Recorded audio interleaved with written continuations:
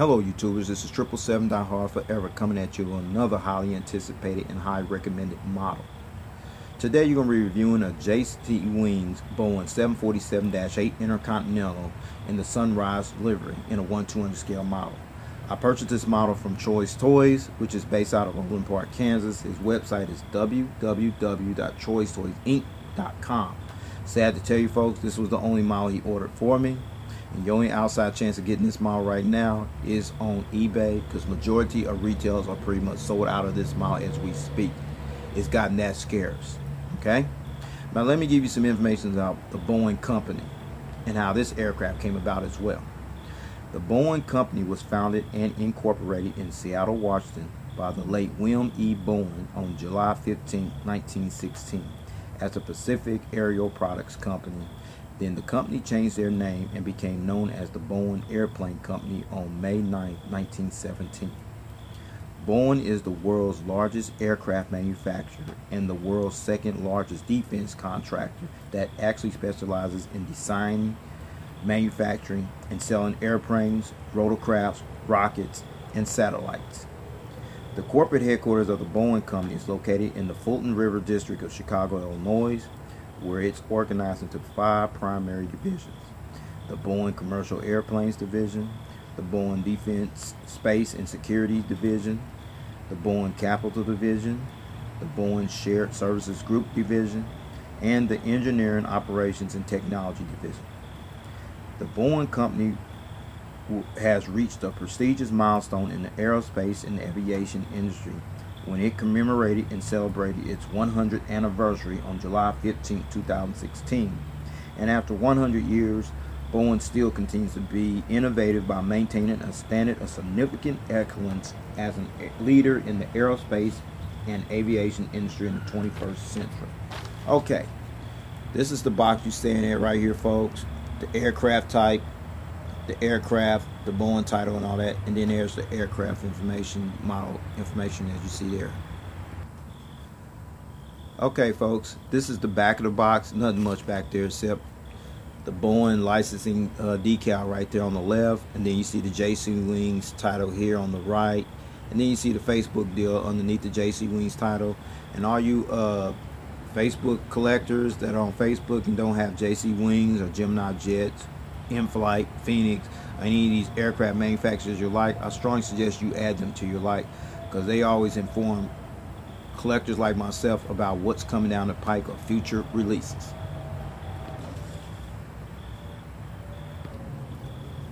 Okay folks, looking at the top of the box you see here, that's the top of the box here, the aircraft type, the Boeing title, and the aircraft model information. Okay folks, and this is the bottom of the box, same thing as on the top of the box. Okay folks, this is the model stand that came with the models you see here, and you see the pattern right there. It means you put your model on the stand, you don't have to worry about your model getting damaged or scratched, what have you. Okay, and then there's the custom plaque right there. This is something J.C. Wings has been doing since 2013. Okay, you see the Boeing title, the aircraft type, and the model scale information on the plaque as well. Alright folks, what you see here in this plastic bag, these are the gear replacements with the 2 toothpicks you see displayed there. I will go into more detail for the purpose of these gear replacements on this model.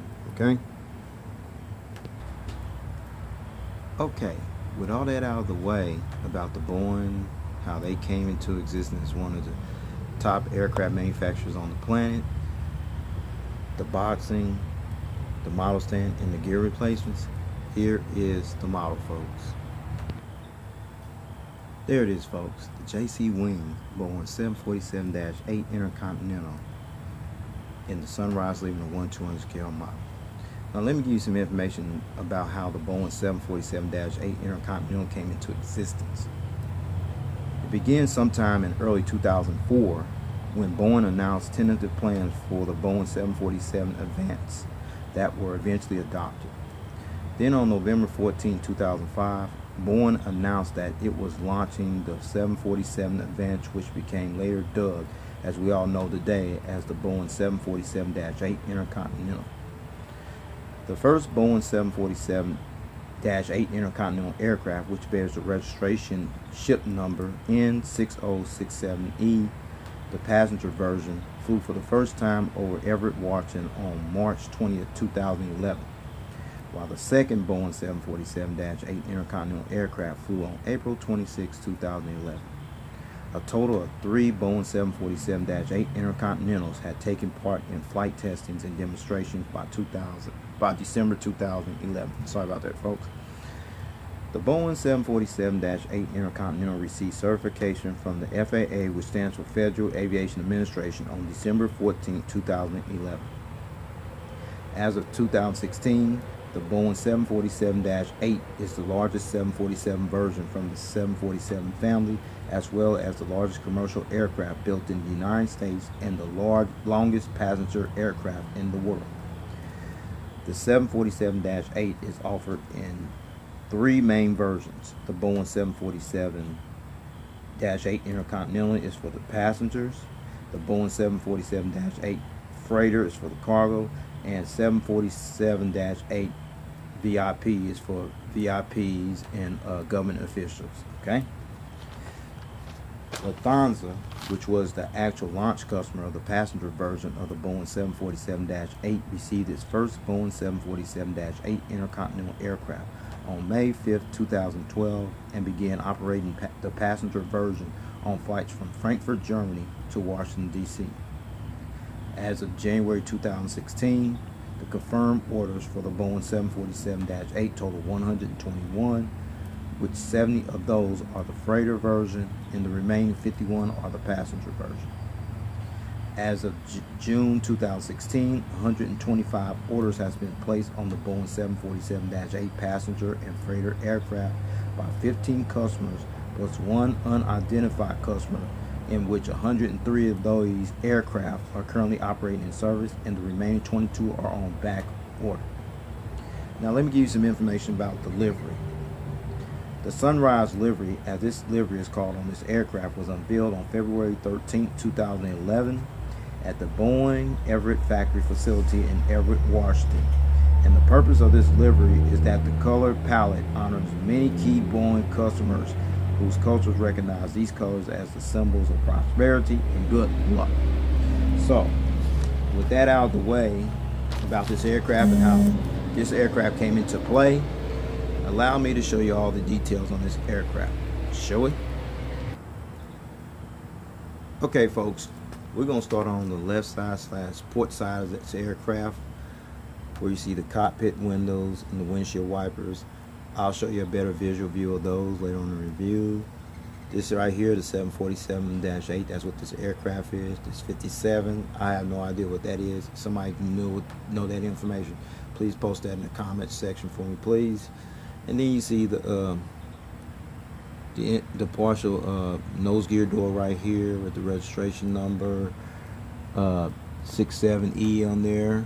And then you see the realistic nose gear right there. I'll give you a better visual view of that later on as well. Then you see the Boeing title right here on the lower part. And then you get right here, hold on, up here on the upper part. I'm going to bring it up closer so I can give you a better visual view, okay? Okay, now you're looking at the upper part of the aircraft and the airline decals you see there on the upper part. These are the airlines right here: Lufthansa, Korean Air, Boeing Business Jet, and Air China right there. Okay, Lufthansa, Korean Air, Boeing Business Jet, and Air China. Okay, folks, now we're looking at the realistic inboard landing lights right there on this aircraft. Very detailed. You see the little jewels there, very detailed there, very impressive. Okay, folks, now you're looking at these big huge engines right here. These are the General Electric Gen X-2B67 engine that are used on this particular aircraft, the Boeing 747-8 Intercontinental. Okay, these little sawtooth deals here, it helps reduce the noise and help improve fuel consumption as well. See the little cones on there, very realistic in detail. All right, and then you see the engine strikes right here as well as right there as well. You also see the GE logo right there as well on this engine, as well as that one. Now I'm gonna turn the aircraft around, let you see the engines from the front angle where the fan blades do actually spin. Okay folks, now you're looking at a better view of these engines. You got the front view of these big old massive General Electric Gen X 2B67 engines. As I mentioned earlier, the fan blades do spin there, as well as there. Perfect, excelente. Okay, now I'm going to take it to the starboard side of the aircraft, let you see the engines on that side and the fan blades spin as well. Now we're on the starboard / right side of this aircraft, where you see the engines right here, the engine strike right there, as well as right there, and the fan blades over here spin as well. Okay, see. Alright, man, skip that part. There's a piece of foam right there in the engine. You know, I can take that out later. Nothing big deal on that one, right? Okay, now I'm gonna let you see the front of this aircraft. Okay. Now you got a front view of this aircraft, where you see the cockpit windows right there, the windshield wipers. Then you see the nose gears right here, and then right in there, right here, folks, the gear lights right here, the nose gear lights right there as well. Okay, and then there's the nose cone right there. Okay, so with that said, I'm gonna take it back to the port side of the aircraft, because there's more information that needs to be shared with you on that side. Okay, now you're looking at these rake wing tips featuring the red navigation light. Now I'm gonna show you a different angle of these rake wing tips. Okay, so here it is. Okay, these rake wing tips you're looking at here, folks, these wing tips are similar to the ones that are used on the Boeing 777-200LRs, the 777-300ERs, and the 787s that are now used on this aircraft, instead of the winglets that were previously used on the Boeing 747-400s. These rake wingtip structures help reduce the wingtip vortices at the lateral edges of the wings, resulting in decreasing wake turbulence and drag, and thereby improving fuel efficiency. Okay. Okay, we at the back part of the aircraft. You see the Intercontinental title right there. That's what this aircraft is. And then you see the registration ship number N6067E. Registration ship number N6067E. This aircraft was one of 3 Boeing 747-8 prototypes that was used for testing and demonstration purposes, and the first test flight on this aircraft took place on March 20th, 2011. Okay, we back here at the tail section of this aircraft. You see the 747-8 right there, how it's painted on there. I was trying to figure out what that was. Now I got an idea. So that's what that is, the 747-8 painted on this tail. Pretty nice there, folks. Okay. Okay, folks. Now you're looking at the Apu exhaust hole right here, and here is a hole there, folks. And then there's the strobe light underneath the Apu exhaust hole right there. Now I'm gonna let you see this whole aircraft from the rear view angle. So here it is, folks. Okay, there it is, folks. The whole Boeing 747-8 Intercontinental aircraft from the rear view angle. Alright. Okay, folks, we're on the starboard / right side of the aircraft, where you see the cockpit windows, the 747-8 title there, 57. I still have no idea what that is. See the Boeing title and the low decal here on this aircraft. You see the front cargo container door right there, the realistic nose gear right there, the nose gear door open right there, featuring the partial registration number. Then you come over here. Folks. There's the inboard land lights here on the wings, and then you see the twin General Electric Gen X 2B67 engines here, featuring the logos there, right there. And then you see the rake wingtip on this side, featuring the green navigation light. However, I'm going to show you a different angle of that winglet. Okay. Okay, now you got a better visual view of the rake wingtip on this side of the aircraft as well. You also see the fuel dump valve right there. Okay, folks. Now we're at the rear part of this aircraft. We see the rear cargo container door, featuring the Intercontinental title on this side, the registration number, the boat bin door right there underneath the Intercontinental title, and the 747-8 painted on this tail here as well. Okay folks, before I show you the aerial top view of this aircraft and the undercarriage view of this aircraft, I'm gonna roll this molly. It does roll pretty good, somewhat, okay, but then again, not, but the gears do tilt, so that's a good thing. So with that said, allow me to show you the top view of this aircraft. All right, okay, we're gonna start with the top here. You see the better view of the cockpit windows and the windshield wipers right there. You see the anti-collision beacon light right there, and then you see the antennas right there on the distinctive hump here. And then you come down here, the ADF antennas in 3D, folks.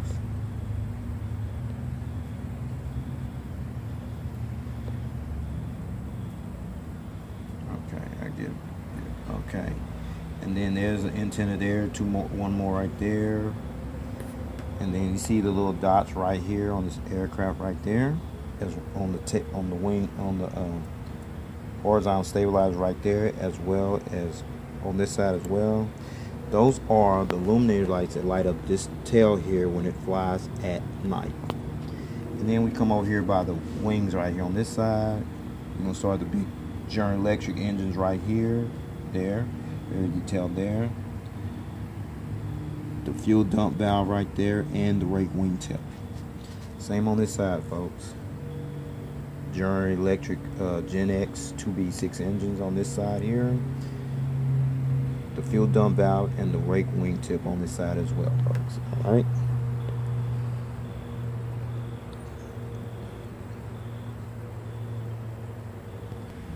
Now we're looking at the underbelly carriage view of this aircraft. See the closed nose gear door and the partial open nose gear door at the nose gear.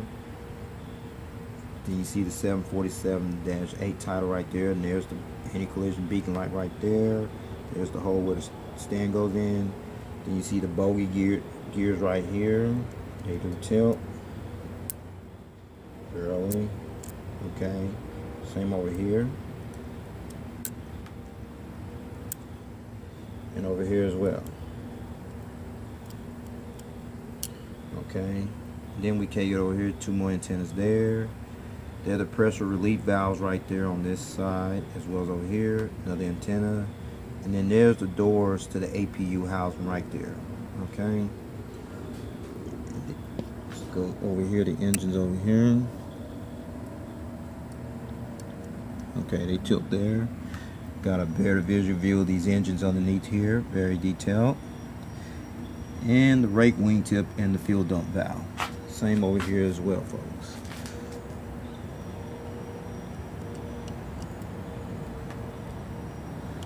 Okay, there you go. And then the two engines on this side, and the fuel dump valve and the rake wingtip on this side as well, folks.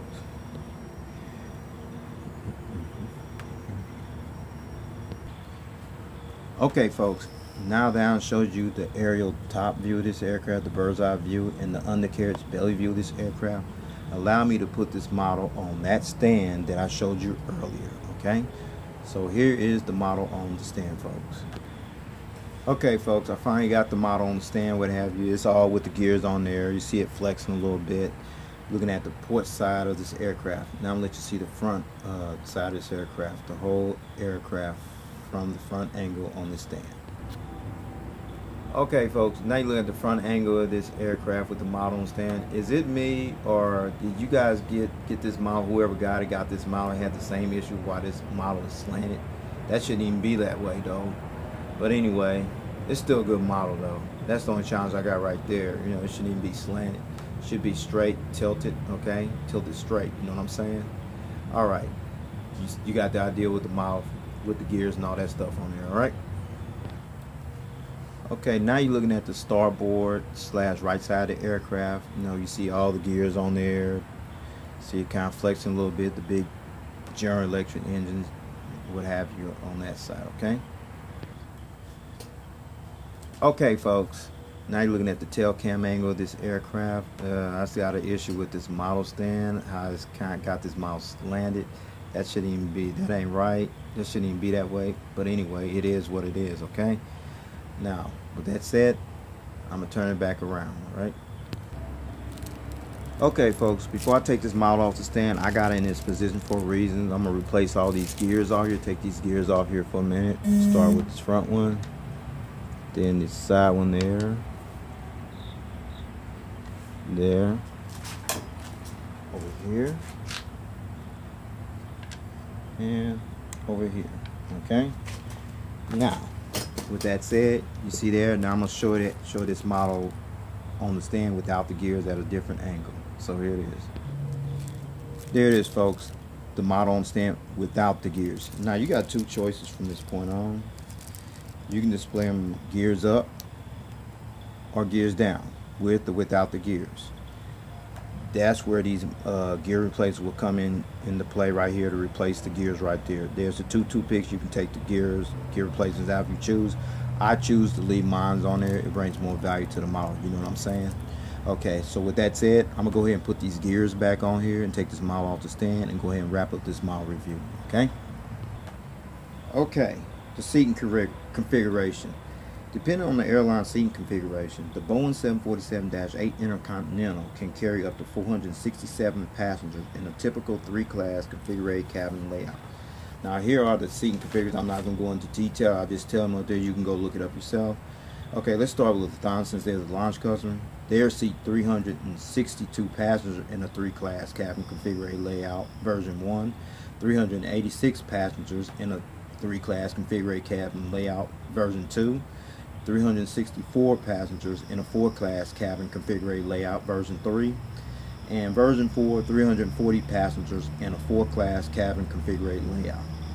Korean Air seats 368 passengers in a 3-class cabin configured layout, and Air China seats 365 passengers in a 3-class cabin configured layout. And the maximum range for the Boeing 747-8 Intercontinental is 7,730 nautical miles, or 8,900 miles on a full passenger load. Well, folks, this is all I have for this model review. I'd like to hear your comments, your opinions or objection if you got this model or you plan on getting it, if you can find it. If you got your hands on this model, consider yourself blessed. I know Midget HD already did his review on it. He did an awesome job as always. So I don't know if you plan on getting this model or you got it in the 1/400 scale model. I would love to see your review and I love to hear from you. So with that said, in the meantime, take care. God bless. I still have a ton of models to review. Stay tuned for those, okay?